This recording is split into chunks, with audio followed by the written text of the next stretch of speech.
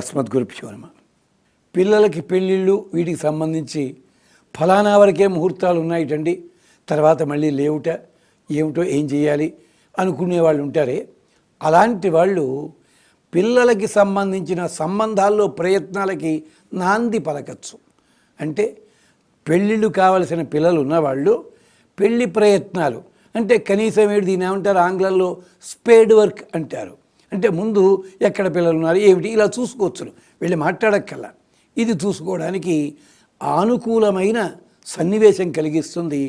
అది మళ్ళీ ముహూర్తాలు వచ్చే సమయానికి అన్నీ ఖచ్చితంగా సమన్వయం కుదురుతుంది. అది విశేషం. ఇది ప్రత్యేకించి ఆడపిల్లల వివాహానికి సంబంధించి. తరువాత యోగాభ్యాసం చేసేవారు, విద్యలలో ఒక్కొక్క రంగంలో ఉన్నతికి వెడదామనుకునేవారు, ఇలాంటి వాళ్ళు ఇగో ఈ శ్లోకాన్ని పఠించండి. ఇలాంటి పిల్లల కోసం పెద్దలు పఠించండి, లేదా వాళ్ళ వాళ్ళు కూడా చదువుకోవచ్చు. యం వినిద్రాః జితశ్వాసాః శాంతాః దాంతాః జితేంద్రియాః జ్యోతిః పశ్యంతి యుంజానాః తస్మై యోగాత్మనే నమః.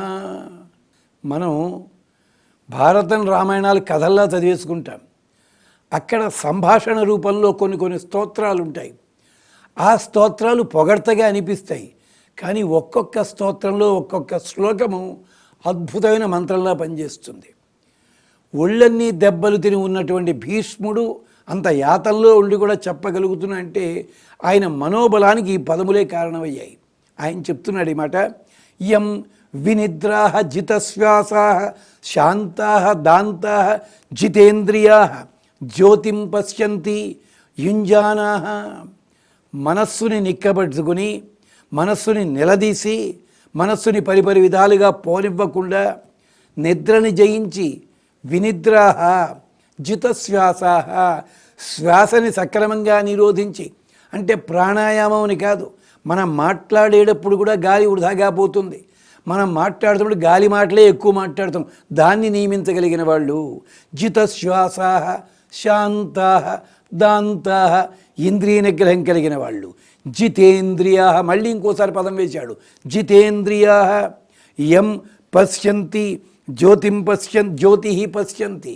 ఏ జ్యోతినైతే చూడగలుగుతారో ఇలాంటి లక్షణాలు ఉన్నవాళ్ళు. యుంజానాః సరి అయిన మనస్సుని దానికి తోడ చేర్చి, ఈ మనస్సుని భగవంతుని యందు లగ్నం చేసి ఆ భగవంతుని చూడగలరు వాళ్ళు జ్యోతి స్వరూపంలో. అలాంటి వాళ్ళు, అలాంటి జ్యోతి తస్మై యోగాత్మనే నమః. అలాంటి జ్యోతి ఇక్కడ కందుల ముందుంది యోగ స్వరూపంలో. యోగమునకు ఆత్మ పరమాత్మ. మనం ఎంతసేపు యోగ శబ్దం వినగానే వేలం వెర్రులెక్కి ఎక్కడెక్కడికో పరిగెత్తి రకరకాల విన్యాసాలు చేస్తాం తప్ప అలాంటి తత్వాన్ని మనం చూడటం లేదు. అగో అలాంటి జ్యోతి దర్శనం మాకు కావాలి అన్న భావనతో చెయ్యండి, ఇగో ఈ ఫలితాలు లభిస్తాయి. ప్రత్యేకించి ఆడపిల్లలకి చక్కటి సంబంధం కుదురుతుంది. యం వినిద్రాః జితశ్వాసాః శాంతాః దాంతాః జితేంద్రియాః జ్యోతిః పశ్యంతి యుంజానాః తస్మై యోగాత్మనే నమః. యోగమునకు ఆత్మ అయిన భగవంతుణ్ణి. ఇక్కడ శ్రీమన్నారాయణుడ లేదా శంకరుల లేదా బ్రహ్మ ఇంద్ర ఎవరు మీ ఇష్టదైవం ఎవరైతే వారు ఆ రూపాన్ని అట్టే పెట్టుకోండి. ఈ శ్లోకాన్ని ధ్యానం చెయ్యండి. మంత్రశక్తి మీకు లభిస్తుంది, మనోనిగ్రహ శక్తి లభిస్తుంది. మీరు చేస్తున్న కార్యక్రమాల్లో లోటు లేకుండా, అక్కడ విఘ్నములు లేకుండా సాగుతుంది.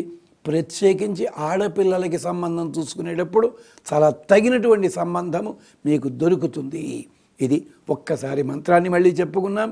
యం వినిద్రాః జితశ్వాసాః శాంతాః దాంతాః జితేంద్రియాః జ్యోతిః పశ్యంతి యుంజానాః తస్మై యోగాత్మనే నమః.